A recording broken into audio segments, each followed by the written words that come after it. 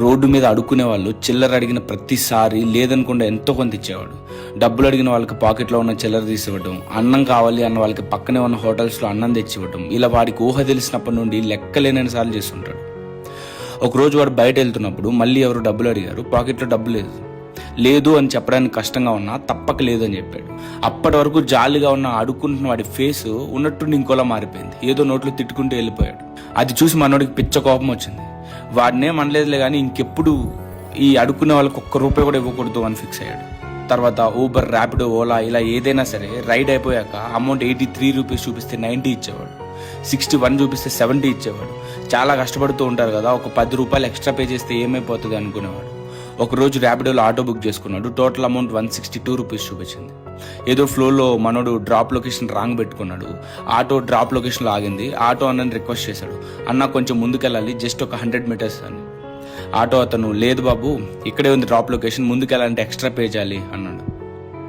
నిజానికి అతను అడగకముందే మనోడే అనుకున్నాడు ఎక్స్ట్రా పే చేయాలి అని. కానీ అతను అలా అడిగేసరికి కామ్గా ఆటో దిగి ₹162 పే చేసి నడుచుకుంటూ వెళ్ళిపోయాడు.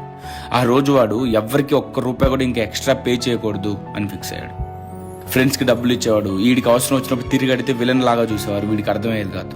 బస్సులో, ట్రైన్లో, ఆటోలో, మెట్రోలో ఎక్కడైనా సరే నిలబడడానికి ఓపిక లేని వాళ్ళు, పెద్దవాళ్ళు, ఆడవాళ్ళు కనపడితే లేచి వీడి సీట్ ఆఫర్ చేసేవాడు. కానీ ఒక రోజు వాడు వాళ్ళ అమ్మని హాస్పిటల్ తీసుకెళ్తున్నప్పుడు అమ్మకి సీటు దొరకలేదు.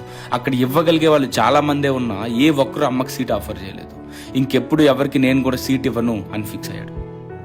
ఎవరికి ఏ పనున్నా వెళ్ళి ఎంతో కొంత చేసేవాడు. కానీ ఎందుకో వీడి పనులు ఉన్నప్పుడు మాత్రం ఒక్కడే అయిపోయేటాడు. కారణం ఏదైనా ఏ మనిషిని ఇబ్బంది పెట్టకూడదు అనుకునేవాడు. కానీ మనోడికి మాత్రం ప్రతి చోట ఇబ్బంది ఎదురయ్యేది. డోస్ ఎక్కువైన ప్రతిసారి కైండ్నెస్ అంటే స్ట్రెంగ్త్ కాదు, వీక్నెస్. ఇక నుండి నేను మంచిగా ఉండాలనుకోవట్లేదు, నేను కూడా అందరిలాగే ఉంటా అనుకునేవాడు.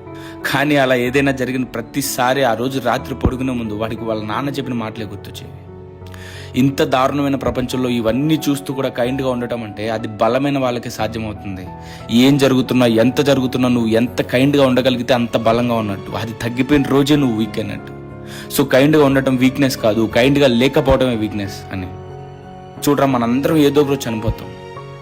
అలా నువ్వు చనిపోయే రోజు ఒకటి వస్తుంది. అలాంటి రోజు వచ్చినప్పుడు నీ ఆత్మ నీ శరీరాన్ని వదిలి వెళ్ళిపోయి కొన్ని నిమిషాల ముందు నీ జీవితం మొత్తం ఫ్లాష్ అవుతుంది.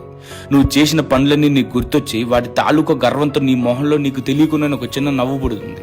ఆ నవ్వు చూసి ఆ చావు కూడా భయపడుతుంది. అలా చావాలి ఒక మనిషి. అది చావు అండి. అది నీలాంటి వాళ్ళకు మాత్రమే సాధ్యం అవుతుంది అంటాడు వాడి నాన్న. ఇంకేముంది, ఆ నెక్స్ట్ డే లేచాడు. ర్యాపిడో బుక్ చేస్తే 42 చూపించింది. కామ్గా 50 పే చేసి చిన్నగా నడుచుకుంటూ వెళ్ళిపోయాడు. ఆడికి వాళ్ళ నాన్న చెప్పాడని కాదులే కానీ ఆడి వల్ల కాదంతే.